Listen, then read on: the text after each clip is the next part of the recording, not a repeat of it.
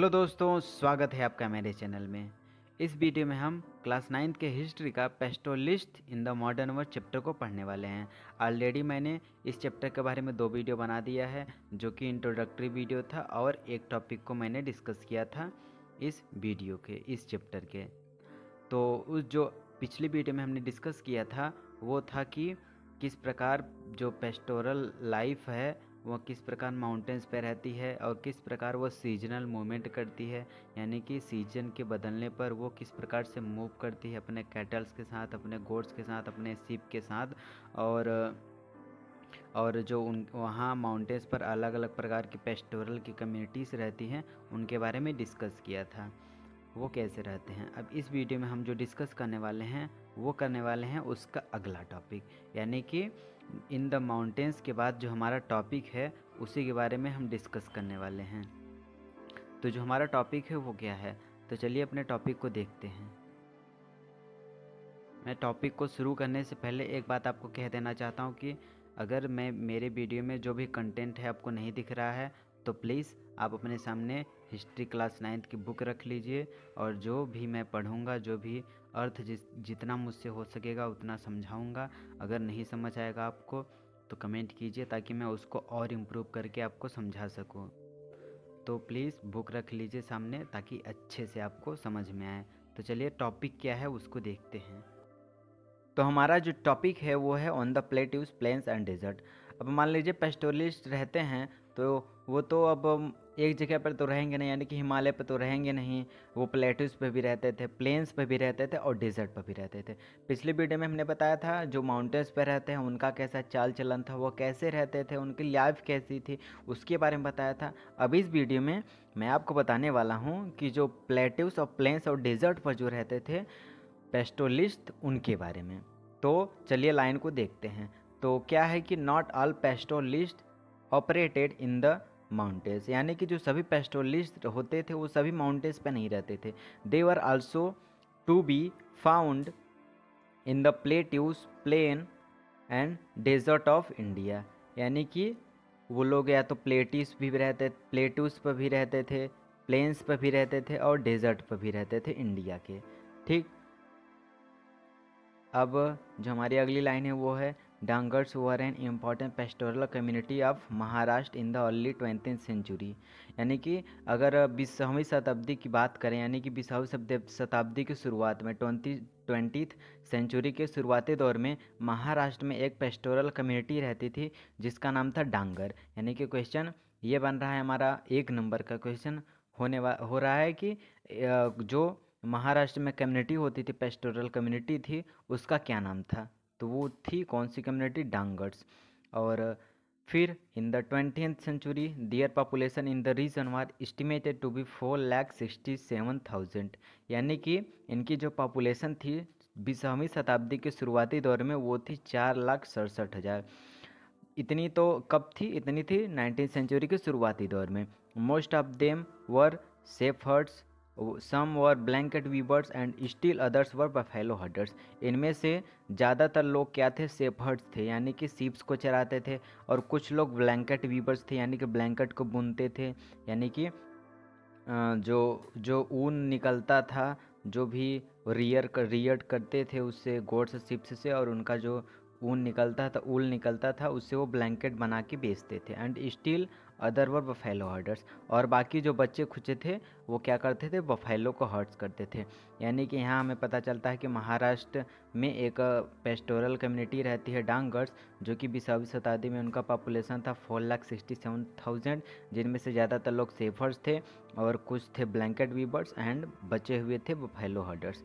And the Dhangar shepherds were stayed in the centre plateau of the Maharashtra during the monsoon, यानी कि जो डांगर की community होती थी, जो डांगर सेफर्स की कम्युनिटी होती थी, वो क्या करते थे, वो महाराष्ट्र के प्लेट्यूज पर भी रुकते थे मानसून के सीज़न में। यानी कि जब मानसून आता था, जब भी बरसात आती थी, तो जो डांगर सेफर्स थे वो महाराष्ट्र के प्लेट्यूज पर ही रुकते थे, वो कहीं नहीं जाते थे। जब भी बारिश आती थी वो अपने जगह पर ही रहते थे। कौन, डांगर सेफर्स की community. And this was a semi arid region with a low rainfall and the poor soil, यानी कि मतलब यहाँ का जो रीजन है वो सेमी एरिड है, यानी कि न तो ज़्यादा यहाँ बरसात होती है और न तो ज़्यादा यहाँ, यानी कि न तो ज़्यादा यहाँ ठंडी पड़ती है और न ज़्यादा यहाँ गर्मी पड़ती है। यहाँ पर जो रीजन रहता है, जो यहाँ का टेम्परेचर और कुछ भी जो हो वो एकदम मॉडरेट रहता है, इनको ज़्यादा परेशानी नहीं होती, इसीलिए यहाँ कहीं नहीं जाते। और यहाँ की जो सॉयल है वो बहुत ही पुअर है, यानी कि यहाँ पर ज़्यादातर कोई भी फसल उग नहीं पाएगा, बहुत ही कम ऐसी फसल होंगी जो यहाँ पर उग पाएंगी। विथ लो रेनफॉल, यानी कि यहाँ पर बारिश ही बहुत कम होती है। And it was covered with thorny scrub, nothing but dry crops like the bajra could be sown here. यहाँ पर जो पूरा एरिया है, यानी ज़्यादातर जो एरिया है यहाँ पर कांटेदार जो पौधे हैं उनसे भरा हुआ है। और यहाँ पर कुछ नहीं, बस ड्राई क्रॉप, जो सूखे क्रॉप्स होते हैं जैसे कि बाजरा, यहाँ पर बोया जा सकता है। In the monsoon this tract become a vast grazing ground for the Dhangar flocks, यानी कि मानसून के समय में जो ये बहुत बड़ा एरिया होता है यहाँ महाराष्ट्र का, वो क्या होता है, वो पूरी तरीके से ग्रेजिंग ग्राउंड से भर जाता है डांगर फ्लॉक्स के लिए। यानी कि यहाँ की जो झुंड रहते थे डांगर्स वाले, जो कि अपना जो भी रखते थे, कैटल्स रखते थे, सीप्स रखते थे, गोट्स रखते थे, जो भी रखते थे उनके लिए एक ग्रेजिंग ग्राउंड बहुत बड़ी एरिया में उनको मिल जाता था मानसून के समय में, इसीलिए कहीं नहीं जाते थे। And by October the Dhangar harvest their bajra and started on their move west. फिर उसके बाद जब अक्टूबर आता था तो क्या होता था, वो डांगर्स अपने जो बाजरा थे उसको काट लेते थे और वेस्ट की तरफ चल देते थे। फिर उसके बाद after a March of about month they reach the Konkan, यानी कि कुछ महीने चलने के बाद, कुछ महीने मार्च करने के बाद ये कोंकण एरिया में पहुंच जाते हैं। कोंकण एरिया वो एरिया है जो कि कोस्टल के किनारे बसा हुआ है, यानी कि समुद्र के किनारे बसा हुआ है, जिसे कोस्टल प्लेन कहते हैं। ये आप जियोग्राफिकल क्लास में पढ़ेंगे कि वेस्ट की तरफ जो कोस्टल एरिया है उसको 3 पार्ट में बांटा गया है। वो 3 पार्ट कौन कौन से हैं? वो है Konkan, Kannad and the Malabar coast. यही 3 कोस्ट हैं। ये तो खैर आप जियोग्राफी की क्लास में पढ़ेंगे। मतलब कि यही मेरा समझाने का मतलब था कि जो कोंकण है वो एक कोस्टल एरिया है, जहाँ पर ये जो पेस्टोलिस्ट हैं, डांगर्स की कम्युनिटी है, ये वहाँ पर जाती है कुछ महीने मार्च करने के बाद, यानी कि अक्टूबर में वो अपने बाजरा को काट के फिर उसके बाद वो वेस्ट की तरफ चल देते हैं, जहाँ पर वो पहुँचते हैं कोंकण एरिया में। फिर this was a flourishing agriculture tract with the high rainfall and the rich soil. यहाँ का जो ट्रैक्ट है, यहाँ का जो एरिया है, एग्रीकल्चर के मामले में बहुत ज़्यादा फ्लावरिश है, यानी बहुत ज़्यादा फला फूला है। With high rainfall and the rich soil, यहाँ पर बारिश भी अधिक मात्रा में होती है, यानी कि पर्याप्त मात्रा में होती है, जो कि एक एरिया को एग्रीकल्चर ट्रैक्ट के लिए चाहिए। और यहाँ का जो सॉइल है वो भी बहुत फर्टाइल है, यानी कि रिच है। रिच फर्टाइल है मतलब कि यहाँ पर जो भी क्रॉप्स उगाया जाता है वो अच्छी मात्रा में आपको मिल जाएगा। फिर उसके बाद यहाँ जो पूरा कहने का मेरा मतलब था कि एक बार रिवाइज करते हैं, ये मैंने पूरा एक तरीके से अच्छे से कि जो महाराष्ट्र में एक डांगर्स कम्युनिटी रहती है, पेस्टोरल कम्युनिटी रहती है, जिनकी पॉपुलेशन थी अर्ली 20वीं सेंचुरी में 4,67,000, जिनमें से ज़्यादातर सेफर्ड्स हैं और कुछ ब्लैंकेट वीवर्स हैं, और जो बचे हुए हैं वो बफेलो हडर्स हैं। जो सेफर्ड्स हैं, जो डांगर सेफर्ड्स हैं, वो मानसून के समय महाराष्ट्र में रुक जाते हैं, क्योंकि यहाँ का जो एरिया है वो सेमी एरिड है, ना तो ज़्यादा गर्मी पड़ती है ना तो ज़्यादा ठंडी पड़ती है, और यहाँ पर रेनफॉल बहुत ही कम होता है, और यहाँ की जो सॉइल है बहुत पुअर होती है, और इसीलिए यहाँ का जो एरिया है पूरा कांटेदार पौधे से भरा हुआ होता है। यहाँ पर कुछ नहीं बल्कि बस बाजरा बस यहाँ उगाया जा सकता है। मानसून सीजन में यहाँ का जो एरिया है वो ग्रेजिंग ग्राउंड से पूरा भरा हुआ रहता है, जिसके लिए जो डांगर्स की कम्युनिटी होती है उनके शिप्स और गोट्स के लिए अच्छी मात्रा में ग्रेजिंग ग्राउंड्स प्रोवाइड हो जाता है। और फिर अक्टूबर में क्या होता है, अक्टूबर में जब बरसात चली जाती है तो ये बाजरे को काट लेते हैं, फिर उसके बाद वो वेस्ट की तरफ चल देते हैं। फिर कुछ समय मार्च करने के बाद, यानी कि कुछ समय चलने के बाद वो कोंकण एरिया में पहुंचते हैं, जो कि कोस्टल एरिया है, जहाँ पर अगर कोस्टल एरिया है तो वहाँ पर क्या है, अच्छी बारिश भी होगी, वहाँ का जो सॉइल होगा फर्टाइल होगा बारिश होने की वजह से, ठीक। और यहाँ का जो एग्रीकल्चर ट्रैक्ट हो बहुत ही फ्लावरी से फला फूला है।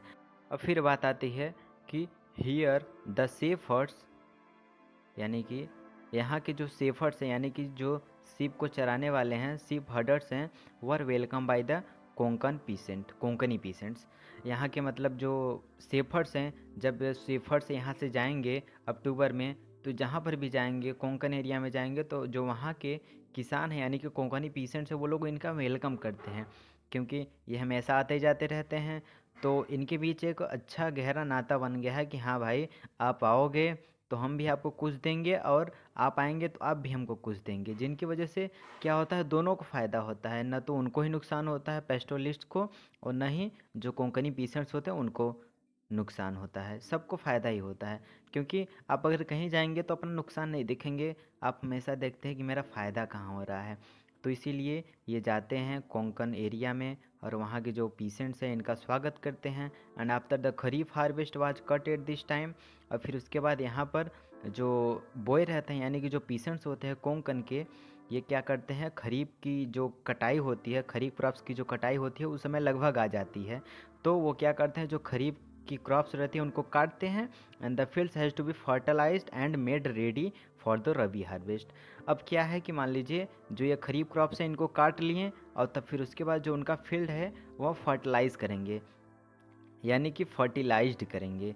जब ये क्रॉप्स को काट लेंगे तो अब ये चाहेंगे कि हम ऐसे क्रॉप्स को बोएं, या फिर अपने फील्ड को इस तरीके से बनाएं कि कोई क्रॉप्स भी बोएं तो उनमें अच्छी फसल आ जाए, and made ready for the rabi harvest.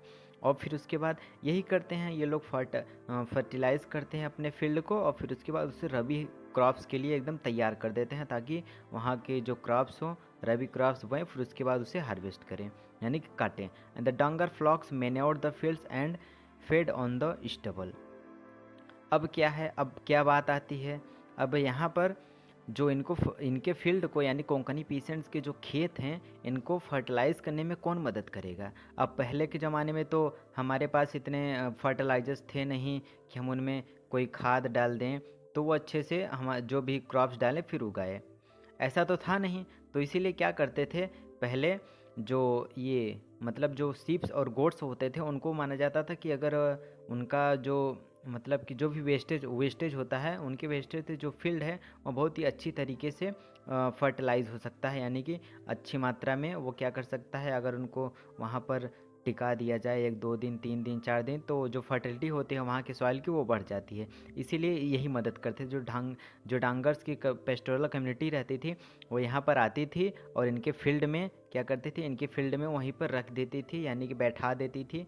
तो फिर क्या होता था, जो एरिया होता था, जो फील्ड होता था उनका फर्टाइल हो जाता था। वही and fed on the stubble. अब यहाँ पर स्टबल का मतलब क्या होगा, स्टबल का मतलब यहाँ पर आप देख सकते हैं कि यहाँ पर जो स्टबल का मतलब एक हमें न्यू वर्ड्स में दिया है। स्टबल स्टबल का मतलब है lower end of the grain stock left in the ground after harvesting, यानी कि कोई क्रॉप्स को कट करने के बाद, हार्वेस्ट करने के बाद उनका जो निचला भाग है उसको वहीं पर छोड़ देना, उसको वहीं पर छोड़ देते हैं थोड़ा थोड़ा, ताकि जो वहाँ के मतलब जो अगर वहाँ पर गोट शिप्स को रखें भी तो उनको भी कुछ मिल सके खाने के लिए। फिर उसके बाद वो खा के अपना वहीं पर जो भी करना होगा करेंगे। और फिर उसके बाद फिर अगली line, the Konkani peasants also gave a supply of rice which the shepherds to back to the plateaus where the grain was scarce, यानी कि जो कोंकणी पीसेंट्स थे वो क्या करते थे, वो इन सेफर्ड्स को डांगर सेफर्ड्स को राइस देते थे। अब मान लीजिए आप ही किसी का काम करेंगे, तो अब बड़ी मात्रा में काम करेंगे तो आपको तो बुरा भी लगेगा कि हाँ भाई वो मुझे कुछ नहीं दे रहा है और मैं ऐसे ही जा रहा हूँ, आपको तो बुरा ही लगेगा। और वैसे अगर वो नहीं दे पा रहा है तो उसको भी बुरा लगेगा। अगर अच्छा इंसान हुआ तो मैं बता रहा हूँ कि उसको बुरा लगेगा, भाई मैंने उसे कुछ नहीं दिया, उसने मेरा इतना काम किया। तो इसीलिए आप ये जो डांगर कम्युनिटी है पेस्टोरल की, वो उनको क्या करते हैं, उनके सॉइल को फर्टाइल करते हैं, तो उसके बदले में वो लोग क्या करते हैं, राइस देते हैं यानी कि चावल देते हैं उनको, ताकि जो मतलब यानी उनका जो कर्जा है उनके ऊपर कर्ज न रहे कि मेरा किसी ने काम किया और मैंने उसका कुछ भी नहीं भला किया। तो which the shepherds took back to the plateau where the grain was scarce. अब जो सेफर्स हैं यहाँ के, वो क्या करते हैं, यहाँ का जो राइस है मतलब यहाँ के जो राइस है वो अपने प्लेट्यूज पर ले जाते हैं जहाँ पर ग्रेन की कमी होती है। क्योंकि उनके एरिया में तो ज़्यादातर कुछ भी क्रॉप्स होता नहीं था, बस एक बाजरा होता था, जो कि बाजरा खा के कोई कितना जिएगा। मतलब अब जी तो सकते हैं बहुत, क्योंकि बाजरा माना जाता है कि बहुत ही अच्छा होता है खाने के लिए। तो क्या करते हैं, वहाँ पर सिर्फ बाजरा होता था, इसीलिए यहाँ से राइस भी लेके जाते थे और अपने प्लेटिस पे बढ़िया मस्त से खाते थे। फिर उसके बाद the onset of the monsoon the Dhangars left the Konkan and the coastal areas with their flocks and return to their settlement on the dry plateau.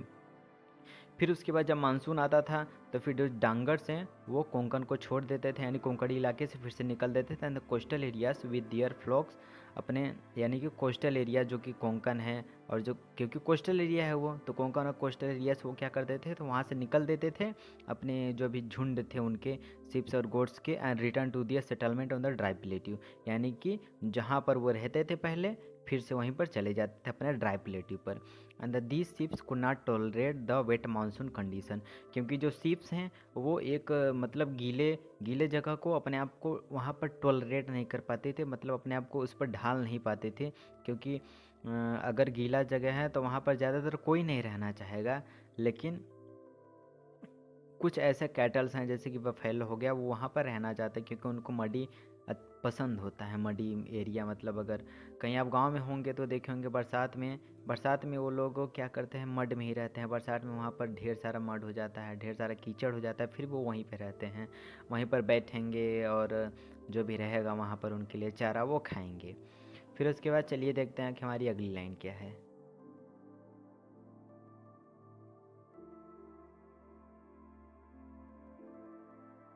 तो फिर जो हमारी अगली लाइन है, यानी जो अगला लाइन है वो है कि मतलब जो हमारी अगली लाइन है, चलिए देखते हैं उसको बिना समय को गंवाए हुए। यानी कि in Karnataka Andhra Pradesh again the dry central plateau and covered with stone and grass inhabited by the cattle goats and sheep herders. Karnataka और आंध्र प्रदेश की बात करते हैं। हमने अभी बात किया कहाँ की, महाराष्ट्र की। महाराष्ट्र के प्लेन्स पर जो भी कम्युनिटी रहती है पेस्टोरल की, अभी उसके बारे में बात किया। अब अगला है कर्नाटका में और आंध्र प्रदेश में। कर्नाटका और आंध्र प्रदेश में जो कम्युनिटी रहती है उसके बारे में बात करेंगे। In Karnataka and Andhra Pradesh again the dry centre plateau was covered with stone and grass. अब यहाँ पर भी जो प्लेट्यू है वो ड्राई है और covered with stone and grass, यानी कि पत्थरों से भरा हुआ है, ग्रास से भी भरा हुआ है। Inhabited by the kettles goats and the ship herders, जहाँ पर कैटल्स भी पाए जाते हैं, गोट्स भी पाए जाते हैं और सीप हर्डर्स भी पाए जाते हैं। द गोल्लास हर्डेड कैटल, यानी कि जो गोल्लास की कम्युनिटी होती है, पेस्टोरल कम्युनिटी होती है कर्नाटक और आंध्र प्रदेश में, वो कैटल को हर्ट करते हैं, यानी कि जो बफेलो काऊ हैं उनको हर्ट करते हैं, चराते हैं। The Kurumas and the Kurubas are reared sheeps and the goats and the sold woollen blanket. अब यहाँ पर हमने एक बात जाना कि कर्नाटक और आंध्र प्रदेश में पेस्टोरल की कम्युनिटी रहती है, 3 कम्युनिटी रहती है, एक गोल्लास और कुरमास एंड द कुरबास। क्वेश्चन आ सकता है कि कर्नाटक और आंध्र प्रदेश में कौन सी कम्युनिटी रहते हैं, या फिर गोल्लास और कुरमास और द कुरबास जो कम्युनिटी होती है वो किस जगह की है, ऐसे क्वेश्चन बन सकता है। तो जो गोल्लास हर्डेड कैटल्स, और ये भी बन सकता है कि जो गोल्लास हैं वो क्या करते हैं, किसको चराते हैं, तो वो चराते हैं कैटल्स को। And the Kurumas and the कुरबास वो शिप्स और गोट्स को चराते हैं और सोल्ड वुबन ब्लैंकेट, यानी कि बुन के जो ब्लैंकेट्स हैं उनको बेचते हैं। And they lived near the woods cultivated small patches of land, वो वुड्स के पास रहते हैं। वुड्स, यहाँ पर वुड्स का मतलब लकड़ी में समझिए कि लकड़ी के पास रहते हैं, यहाँ पर वुड्स का मतलब होगा कि वो फॉरेस्ट के पास रहते हैं, यानी कि they lived near the woods, वो जंगल के पास रहते हैं। And cultivated small patches of land, यानी कि छोटे छोटे एरिया को, लैंड को वो क्या करते हैं, कल्टिवेट करते हैं।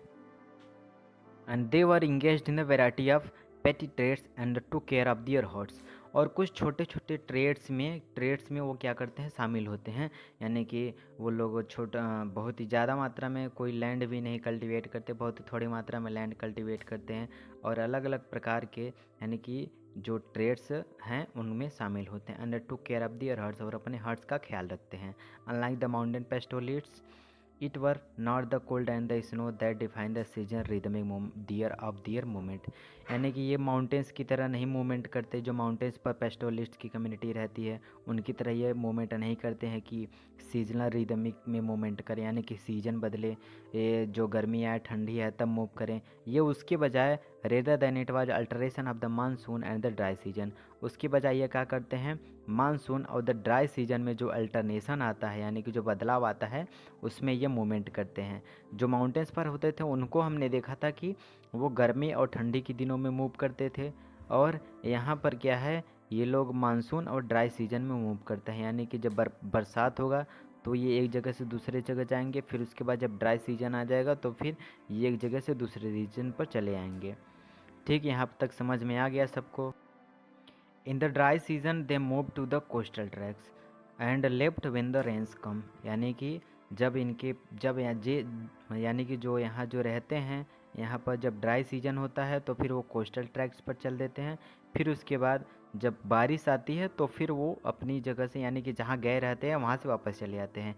यानी कि जब दिन सूखा रहेगा, यानी मौसम सूखा रहेगा, बारिश नहीं होगी, तो वो लोग ऐसी जगह पर चले जाएंगे जहाँ पर उनके लिए सेफ़ हो, यानी कि अच्छे तरीके से रह सकें, उनको कोई प्रॉब्लम ना हो रहने में, इसीलिए।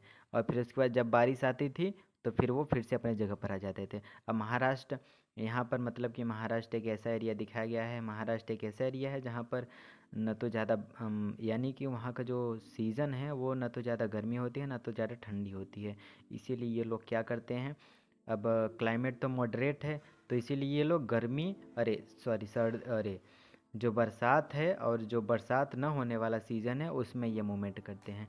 जब बरसात होती है तो वो अपने जगह पर ही रहते हैं, और जब बरसात नहीं होती तो वो अपने जगह से चले जाते हैं।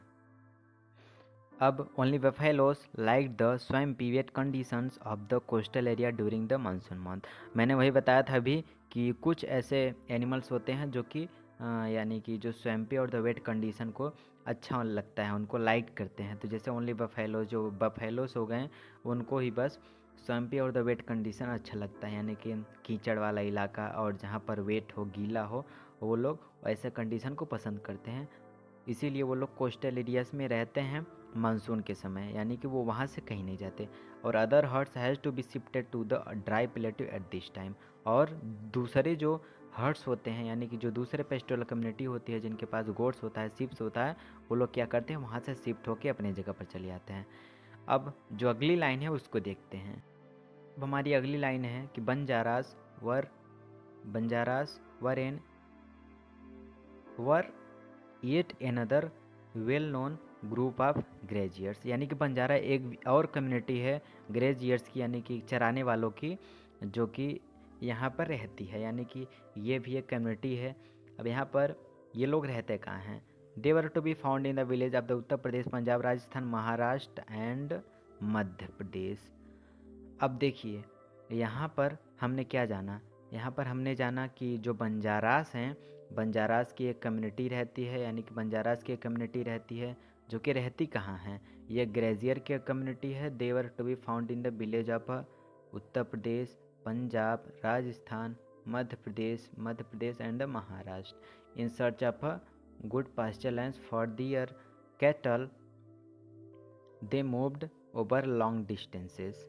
ठीक, अब मतलब यहाँ पर जो कह रहा है वो है कि बंजारास एक और ग्रेजियर्स की ग्रुप है। ग्रेजियर्स यानी कि घास चराने वाले की ग्रुप है, जो कि उत्तर प्रदेश, पंजाब, राजस्थान, मध्य प्रदेश और महाराष्ट्र के विलेजेस में पाए जाते हैं। यहाँ पर क्वेश्चन बन सकता है कि बंजारास की जो कम्युनिटी होती है वो कहाँ कहाँ पाई जाती है, तो आप बता दीजिएगा अच्छे से, खूब बढ़िया से बताइएगा कि वो पाई जाती है उत्तर प्रदेश के विलेज में, पंजाब, राजस्थान, मध्य प्रदेश एंड महाराष्ट्र के विलेजेस में पाई जाती है। इन 5 विलेजेस में पाई जाती है बंजारास की कम्युनिटी। और in search of a good pasture lands for their cattle they moved over long distances selling plough cattle and other goods to the villagers in exchange for grain and the fodder. ये अच्छे pasture land की खोज में, यानी कि घास वाले जो मैदान हैं उनके खोज में ये बहुत दूर दूर तक ट्रेवल करते हैं। जो उनके कैटल्स होते हैं उनके लिए पास्चर की खोज में, बहुत पास्चर लैंड की खोज में बहुत दूर दूर तक वो लोग डिस्टेंस ट्रेवल करते हैं।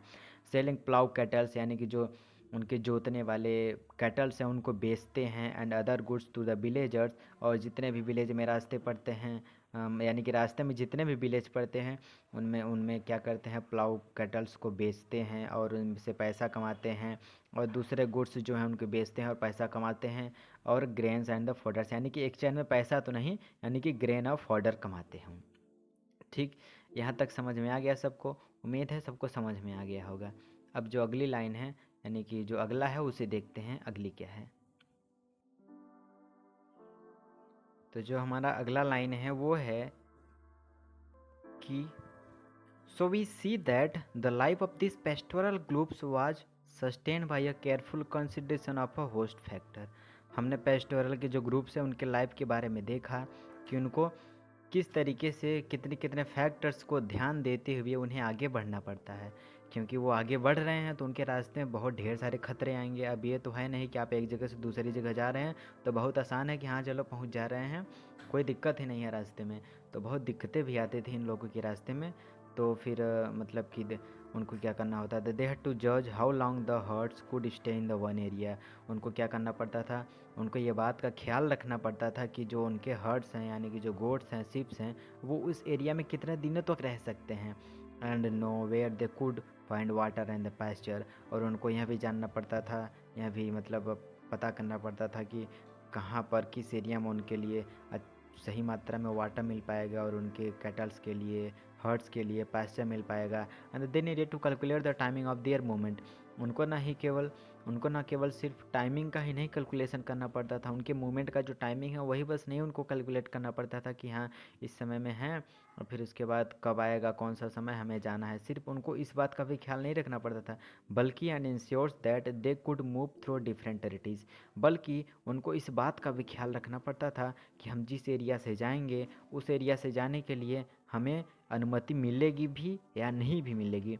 अगर मान लीजिए उस एरिया से वो लोग जा रहे हैं, अगर उन्हें अनुमति नहीं मिली तो उन्हें फिर से वापस आना पड़ेगा, यानी कि दूसरा रास्ता अपनाना पड़ेगा। अब वो भी रास्ता पता नहीं सेफ़ हुआ या नहीं, तो इसका भी उनको ख्याल रखना पड़ता था।